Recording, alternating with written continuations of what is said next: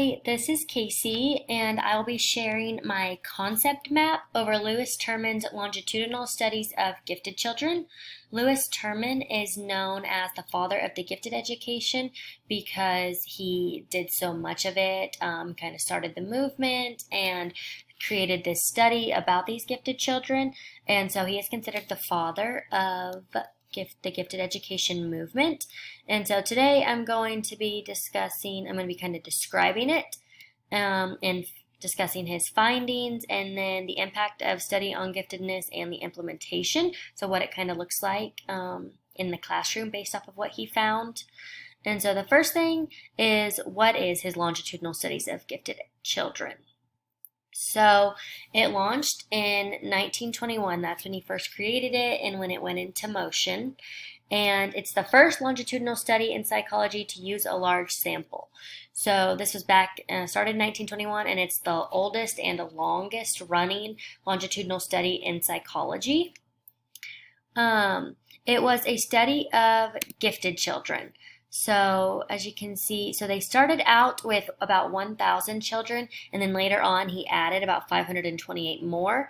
And so it ended up with 1,528 gifted children. And it included 856 boys and 672 girls. And they all had IQ scores of at least 135.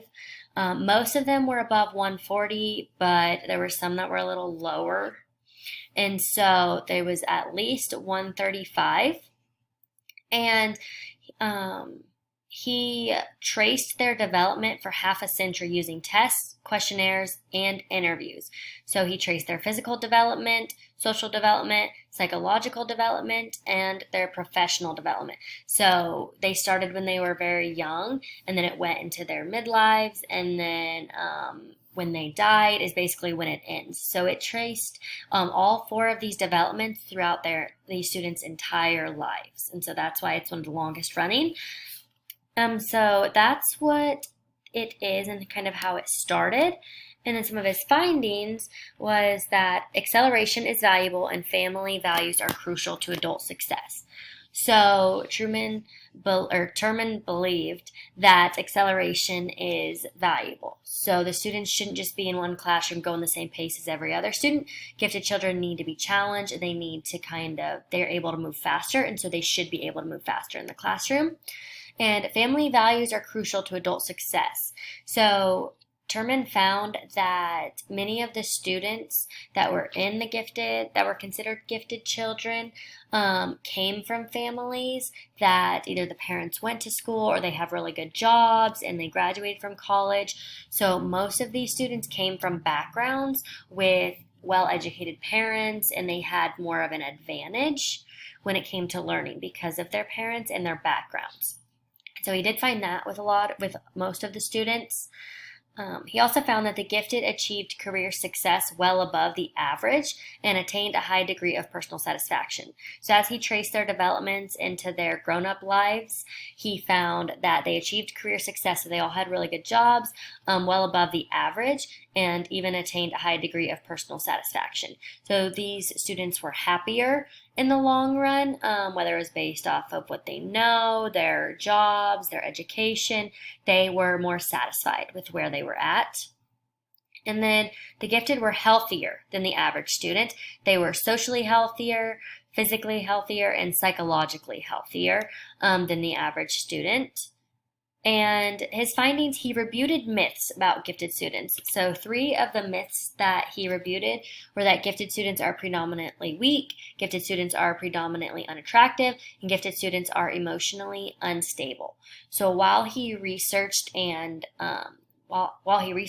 gifted students, he found that all 3 of these myths were not true. He found that they can be very strong, they can be attractive, and he really found that they are emotionally stable.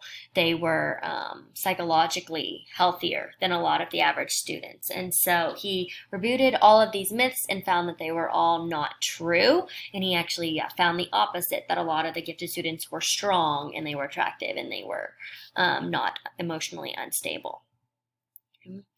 And then the impact of study on giftedness and the implementation.